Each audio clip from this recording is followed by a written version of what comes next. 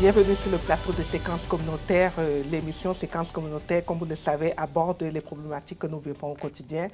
Nous sommes maintenant dans la partie 3 avec le thème santé mentale, parlons-en et brisons les tabous. Pour continuer de discuter avec nous sur le plateau, nous recevons Madame Yann Vivette, chercheuse et clinicienne en santé mentale, spécialiste en psychologie interculturelle. Maintenant, nous allons parler de quelques déterminants de la santé chez les immigrants. Pensez-vous que l'immigration des Africains, particulièrement ici au Canada, les expose à plus de problèmes de santé mentale? Quand on parle de l'immigration des Africains, je vais parler des problèmes qu'ils peuvent rencontrer tels que le racisme et la discrimination. Est-ce que vous pensez que ça les expose plus à ces problèmes de santé mentale? Je dirais que quand on immigre, nous pouvons rencontrer des facteurs de vulnérabilité que nous n'avions pas dans notre pays d'origine. Donc, si je prends l'exemple du racisme, par exemple, pour quelqu'un qui vit au Congo, qui a peut-être jamais voyagé, qui n'est pas allé dans un autre pays, il peut être difficile de rencontrer la réalité du racisme. Parce que ça peut être étranger, il entend parler à la télé, c'est un peu loin, il ne vit pas ça au quotidien. Il peut vivre peut-être du tribalisme, autre chose, mais le racisme en soi, vu qu'il n'est pas dans une société où il fait partie d'une minorité, il ne va peut-être pas ressentir ça. Alors, il émigre, il arrive ici, il peut vraiment être surpris, justement, face à la découverte du racisme, que ce soit le racisme interpersonnel de personne à personne, ou que ce soit le racisme institutionnel dans des institutions. Systémique. Voilà, c'est ça, le racisme systémique. Donc, je pense que, oui, ça peut nous vulnérabiliser, parce que être victime, par exemple, de comportements racistes, ça peut nous atteindre. Par exemple, tu cherches un logement, tu as tout ce qu'il faut, mais tu te vois refuser l'accès au logement, peut-être à cause de ton origine raciale. Alors oui, ça va te heurter. Oui, tu vas être stressé. Oui, tu seras en colère. Donc, je pense que le racisme, déjà, c'est un déterminant de la santé, a un impact déjà sur les immigrants. Bon, maintenant, est-ce que ça conduit automatiquement à des problèmes de santé mentale ou à des maladies mentales? Je pense que ça va dépendre du degré d'exposition, du type d'acte raciste dont on est en train de parler. Donc, vous conviendrez avec moi que être agressé physiquement parce qu'on est noir n'a pas le même impact qu'entrer dans un service et on t'ignore, peut-être parce que tu es noir. Je pense que le degré, le degré est différent, l'impact est différent. Mais là, ça peut aussi dépendre de la sensibilité de tout un chacun. Exactement, on a nos sensibilités, mais mesurer la sensibilité interne d'une personne n'est pas toujours évident. Mais si on essaie de voir au niveau de l'impact direct, c'est-à-dire je marche dans la rue un soir et puis il y a un groupe qui m'agresse, commence à me frapper parce que je suis noire. Ou alors j'arrive quelque part et j'estime que j'ai dit bonjour, on ne m'a pas répondu, on m'a ignoré parce que j'étais noire. Donc je pense qu'il y a parfois une gradation qu'on peut dire objective, mais il y a aussi une gradation personnelle. Parce que oui, comme vous le dites, nous n'évaluons pas les choses de la même façon. Et puis, une personne peut se sentir heurtée très grandement parce qu'elle est arrivée dans un service et on l'a ignorée. Donc, il y a cette évaluation individuelle-là qu'il faut aussi prendre en compte. Donc, est-ce que ça a un impact sur nous? Oui. Je prends encore l'exemple ici au travail. On n'en parle pas beaucoup, mais nous passons la majorité de notre vie au travail ou dans la famille. Ça, c'est les deux lieux où nous avons beaucoup d'interactions avec les gens. Donc, le racisme au travail, c'est quelque chose de très fréquent. Le racisme au travail, tu arrives au boulot, parfois on ne te donne pas les informations dont tu as besoin pour travailler. Alors peut-être ton rendement n'est pas à la hauteur de ce qui est attendu. Et si tu sais que c'est à cause du racisme, tu vas très mal le vivre. Donc ça va miner ta confiance en soi.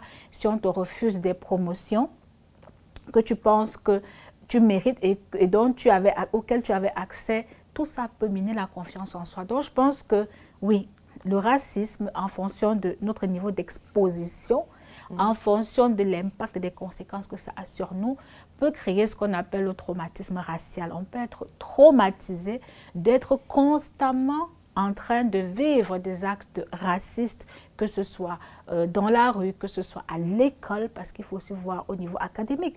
Il y a pas mal d'étudiants qui souffrent justement du racisme systémique, de tout ce qui se passe, que ce soit dans les écoles ou dans les universités.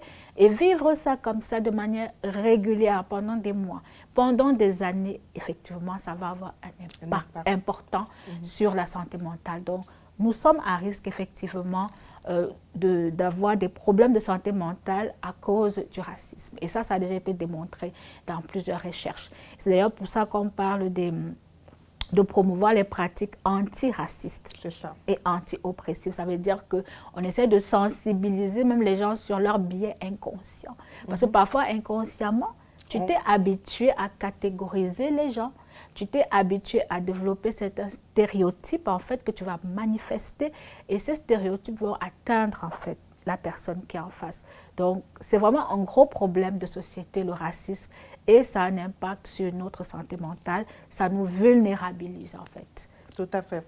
C'est très pertinent ce que vous dites avec les biais inconscients là. C'est ça qu'il faut vraiment continuer de faire la sensibilisation. Nous avons aussi au Canada vécu, je dirais, ces 2 dernières années, plusieurs cas de féminicide, ici particulièrement du côté du Québec. On a une dame qui a été assassinée par son ex-conjoint dans un parking avec son bébé dans la voiture qu'elle allait déposer à la garderie. Tout récemment, nous avons une dame qui a été assassinée chez elle avec son enfant aussi de quelques mois. Je pense que l'enfant était né en décembre 2022. Nous avons aussi le cas aux États-Unis qui a tué 2 personnes dans son lieu de travail. Et tous ces homicides pourraient laisser penser qu'il y avait en dessous des problèmes de santé mentale. Qu'est-ce que vous en dites? Est-ce que si ces personnes-là avaient reçu un soutien psychologique adéquat ou bien un soutien en santé mentale, est-ce que cela aurait permis d'éviter le pire? Je dirais que la question a 2 volets. Déjà, le volet des personnes en question dont on parle ici. Ce que je peux dire, c'est que quand on n'a pas le dossier des gens, on ne peut pas vraiment savoir parce que je ne sais pas si ces personnes avaient des diagnostics de maladies mentales. Je ne sais pas si les personnes qui étaient victimes de féminicide étaient pourchassées, elles étaient victimes de violences. Donc, il y a beaucoup d'informations que je n'ai pas. Donc, je ne peux pas statuer sur les cas précis. Par contre, qu'est-ce que tous ces événements disent sur nos communautés? C'est ça qui est intéressant. Qu'est-ce qui se passe? J'ai déjà entendu des gens me dire, mais ce n'était pas comme ça avant. Nous, on ne faisait pas ce genre de choses. Mais alors, qu'est-ce qui se passe pour qu'on commence à faire dans ce genre de choses? C'est ça, parce que c'est quand même des homicides qui ont lieu au sein de nos communautés. Et moi-même, j'aurais tendance à dire que de par le passé, ou bien même, on voit ça très, très rarement, même comme ça existe. Oui, déjà la violence ou bien les hommes qui martyrisent, je pense qu'on a ça un peu partout. Maintenant, quand ça arrive au crime, peut-être c'est ça qu'on ne voit pas souvent. C'est ça. Le fait qu'on tire sur toi, on te poignarde, on ne voit pas souvent. Je dirais que ça pose la question des couples, des relations aussi en Amérique du Nord. Je pense qu'on est tous au courant et tous conscients que les relations hommes-femmes sont parfois très complexes, très tendues. Et souvent, il y a cette fameuse phrase de « c'est moi qui t'ai amené ici. Tu es ici grâce à moi ». Donc, que ce soit l'homme ou la femme qui le disent à son conjoint ou à sa conjointe, c'est parfois l'historique du couple, c'est-à-dire comment est-ce que tu as développé et construit ton couple. Il faut se dire qu'on vit dans des sociétés où parfois il y a beaucoup de solitude. Il y a la solitude, mais il y a aussi le manque de confiance, parce qu'on va se dire « ah, mais je ne veux pas une femme ici, je ne veux pas un homme ici, parce qu'il est devenu comme ci, il est devenu comme cela ». Alors, on te présente quelqu'un peut-être dans ton pays d'origine que tu ne connais peut-être pas, Ou ça peut être un ancien que tu connaissais avant et ça devient ta solution. Donc, comme tu es aussi dans le besoin, tu es dans la solitude, tu veux construire, parce qu'on a des besoins humains et c'est tout à fait normal de vouloir aimer, d'être aimé et de construire. Il n'y a pas de mal à cela, il n'y a pas de mal. Mais si tu ne trouves pas la personne que tu recherches, oui, tu peux te dire que tu vas aller chercher la personne au pays. Mais ce qu'il faut comprendre dans tout ça, c'est que, de mon point de vue, toute relation comporte une part de risque. Surtout des relations comme ça qui débutent à distance, c'est-à-dire il y a des facteurs que tu ne peux pas contrôler. Tu ne sais jamais comment une personne va réagir face au choc culturel. Nous tous, on est arrivés à l'étranger, on a vécu le choc culturel. On continue même à le vivre et chacun s'adapte à sa façon. Maintenant, tu ne peux pas savoir comment l'autre personne, une fois qu'elle va arriver ici, va réagir à ça. Et parfois, il y a même des personnes qui n'ont pas dit la vérité, c'est-à-dire qui ont conclu des unions sur base du mensonge.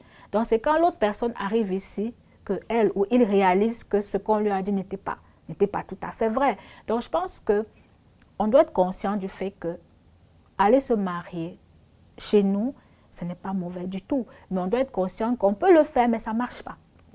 Ça ne marche pas parce qu'on ne connaît pas vraiment la personne dans cet environnement-ci. On peut avoir connu la personne au pays, on peut l'avoir connue même à distance, mais on ne la connaît pas par rapport à comment elle pourrait ou il pourrait réagir ici. Donc, une fois que la personne arrive ici, il y a aussi les problèmes d'accompagnement. Il n'y a pas de structure pour accompagner les nouveaux venus. Il n'y a pas de structure pour accompagner les couples, même pour les conseiller. Parce que vouloir vivre, par exemple, au Canada ou aux États-Unis, avec les modes culturels que toi, tu as acquis, parfois, ça ne peut pas fonctionner. Tout à fait. Pourquoi? Parce que tu es dans un système qui ne te permet pas, par exemple, de vivre certaines choses. Alors, il y a la question de l'ajustement. Donc, c'est plus, je dirais, environnemental. Il y a une partie qui vient du système, qui est que on vit dans une culture différente, il y a des lois différentes. Le rôle que la société attend de l'homme et de la femme n'est pas le même que le rôle qu'on attend de nous dans nos pays. Donc, il y a un choc culturel à ce niveau. Alors, comment on fait? Si toi et moi, dans la maison, on ne voit pas les choses de la même manière, il va y avoir un conflit. Et l'un des problèmes que j'ai souvent vu, chez nous tous et même surtout chez les couples, c'est les difficultés d'adaptation. Ça veut dire quoi? J'arrive à l'étranger, je suis confrontée au choc culturel, au niveau des rôles, au niveau de mon autorité, même parentale par rapport à mes enfants, au niveau de plein de choses. Beaucoup de gens n'arrivent pas à s'adapter. Beaucoup de gens sont dans la rébellion, dans la révolte, dans l'amertume, au lieu de développer des capacités d'adaptation, de dire, OK, ici, dans ce milieu, voici ce qu'on attend de moi, et voici ce que moi, dans mon enculturation, dans mon éducation, on m'a dit que je devais faire. Maintenant que les deux sont en conflit, comment je fais? Quelle est la meilleure option pour le bien-être de tout le monde? Pas pour mon bien-être à moi, non. Pour le bien-être de moi, de lui, de elle, de nos enfants, de tout le monde. Donc, je pense qu'il y a des difficultés à ce niveau. Les gens ne savent pas comment s'adapter. Donc, c'est plus au niveau du soutien et de l'accompagnement pour ces personnes-là. Je dirais que ce serait une solution au problème de difficulté d'adaptation. Et puis, vous savez, on ne peut pas soutenir quelqu'un qui ne veut pas être soutenu. On ne peut pas accompagner quelqu'un qui ne veut pas être accompagné. Il y a des personnes aussi, parce qu'il y a différentes causes, qui sont touchées dans leur ego, qui vont dire « Ah non, c'est moi qui ai l'autorité, c'est comme ça marche comme ça. » Généralement, c'est que c'est moi l'homme. Et par rapport à nos cultures où l'homme a quand même un rôle, on va dire, primordial, fondamental. Oui, je veux dire, avec ce modèle traditionnel où l'homme, c'est lui le chef, beaucoup d'hommes vont dire ça. Mais il y a des femmes aussi. J'ai vu pas mal de femmes qui castraient un peu les maris, c'est-à-dire le mari n'a même pas droit à la parole. Donc, on ne parle pas souvent de ce cas aussi. On parle toujours du cas des hommes qui vont opprimer. Et je suis tout à fait d'accord avec ça parce qu'il y en a énormément et on doit vraiment lutter contre ça. Mais il y a aussi une autre souffrance qui est un peu cachée à côté là, dont on n'en parle pas souvent. C'est aussi des hommes qui sont opprimés aussi par les femmes. Ça peut être la femme qui l'a fait venir ici et qui peut-être fait du chantage. Comme de l'autre côté, ce sera l'homme qui va faire le chantage en disant c'est moi qui t'ai fait venir ici. J'ai même déjà entendu des gens dire oui, mais c'est un investissement. Moi, je l'ai fait venir ici, il faut que je gagne quelque chose. J'ai déjà entendu ça tellement de fois. Donc, si une personne conçoit sa décision d'aller se marier comme étant un investissement, c'est déjà un prédicteur de comment la personne va réagir si demain, il y a des difficultés, s'il y a des conflits. Parce que si je te considère comme un investissement, ça veut dire que tu dois me rapporter. Et alors, j'aurai des comportements de vie qui iront dans ce sens-là. Je n'aurai pas des comportements qui vont dans le sens de développement de toi, de moi. Ce sera, j'ai investi, il faut que ça me rapporte. Donc, il y a ça aussi. Et puis, il y a des personnes qui simplement sont très égoïstes. C'est-à-dire, oui, je vais arriver ici. Peut-être c'était juste une stratégie pour moi pour quitter le pays. Et une fois que je suis arrivée, je balance tout et je m'en vais en jetant à la poubelle les efforts que la dame a fait pour moi ou que le monsieur a fait pour moi. Donc, il y a des cas d'abus émotionnel, c'est-à-dire il y avait un des deux qui était engagé, sincère, et l'autre qui ne l'était pas. Et alors, quand il y a cette découverte-là, parfois il y a des réactions, mais vraiment de violence, comme celle qu'on peut voir souvent, parce que l'autre se sent trahi et aussi parfois dépossédé. Donc, non seulement il y a la trahison, mais tu me dépossèdes peut-être de ce que j'ai pu avoir, de ce que j'ai pu gagner. Tu t'en vas, mais tu pars avec ça. Et c'est moi qui reste avec des efforts à faire, des choses à faire pour reconstruire ma vie. Et si jamais je n'étais pas allée te chercher. Donc, je pense que par rapport à tous ces problèmes de couple, il y a beaucoup de facteurs qui peuvent expliquer pourquoi certaines personnes, pas tout le monde, c'est pas tout le monde non plus qui va commettre un meurtre suite à une séparation. Mais je pense que si on analyse certaines situations, on verra que dès le départ, de la manière dont le couple s'est développé, qu'est-ce qu'on s'est dit, toi et moi? Est-ce qu'il y a eu trahison ou pas? Et s'il y a eu trahison, quand tu es parti, est-ce que tu m'as dépossédé? Comment ça s'est passé? Parce qu'on oublie que même quand on décide de se séparer, on peut préparer la séparation. On peut essayer de se séparer de telle manière qu'on ne blesse pas trop l'autre personne. Parce que déjà, en disant que je pars, c'est une blessure. Parce que la personne ne s'attendait pas à ça. Mais une fois que tu as dit ça, tu peux faire l'effort de manager tes réactions, tes mots, ton comportement, pour ne pas envenimer la situation, pour ne pas rajouter de l'huile sur le feu. Il y a ça. Mais il y a des femmes aussi qui m'ont souvent dit, oui, mais je ne supporte pas parce qu'il me manque de respect, il fait de la violence économique, mon salaire doit arriver sur son compte, il me contrôle. Donc, il y a aussi des hommes qui, par nature, sont contrôlants et violents. Donc, il y a aussi cette catégorie d'hommes-là. C'est dans leur nature, ils sont comme ça. Donc, alors, à ce moment-là, je peux comprendre qu'une femme arrive et qu'elle dise, non, je ne me sens pas heureuse, je ne me sens pas aimée. J'ai l'impression qu'on m'utilise seulement pour rembourser la maison, pour faire des prêts. Je préfère partir. Donc, il faut aussi comprendre qu'une femme qui vient ne laisse pas toujours un pire pour un mieux. Parfois, il y a des femmes qui avaient une vie, qui avaient des carrières et qui sont venues rejoindre peut-être les hommes qu'elles aimaient. Mais si elles arrivent ici et qu'on leur fait comprendre qu'elles sont des investissements et qu'elles sont malheureuses et qu'elles sont violentées, peut-être elles vont se dire non, vaut mieux peut-être que je parte. Mais alors à ce moment-là, comme je dis, veillez à ce que la séparation soit accompagnée. Parce qu'il y a parfois des actes qu'on pose, des mots qu'on dit qui vont mettre de l'huile sur le feu. Surtout que si tu sais que tu vis avec quelqu'un peut-être qui ne gère pas bien ses émotions déjà. Quelqu'un qui a tendance à la violence. Donc, c'est des choses qu'il faut savoir, il faut se préparer. On ne dit pas que tu dois rester dans une relation parce que tu es resté là parce que il faut que je... Non, non. Si tu sens que tu es en danger, si tu sens que ta vie est menacée, bien sûr que tu peux t'en aller. Même si tu veux divorcer, que ce soit l'homme ou la femme, je veux dire, ça peut arriver des deux côtés aussi. Le problème, c'est comment tu le fais. Comment tu le fais? Il ne faut pas donner l'impression à l'autre que tu l'as utilisé. Personne n'aime avoir le sentiment qu'on l'a utilisé pour arriver à un objectif. Et même si, moi je dirais que, et même si on a l'impression d'être utilisé, est-ce qu'il faut forcément en arriver à tuer son prochain? Ça, c'est encore une autre question. Parce que comme je disais tout à l'heure, ce n'est pas tous ceux qui se séparent qui commettent un meurtre. Pas du tout. Donc moi, je pense que pour en arriver là, il y a plusieurs raisons qui expliquent. Peut-être que la personne avait des problèmes de santé mentale ou avait même un diagnostic de maladie mentale. On ne sait pas, on ne peut pas savoir. Mais il y a parfois des actes que les gens commettent sous l'impulsivité.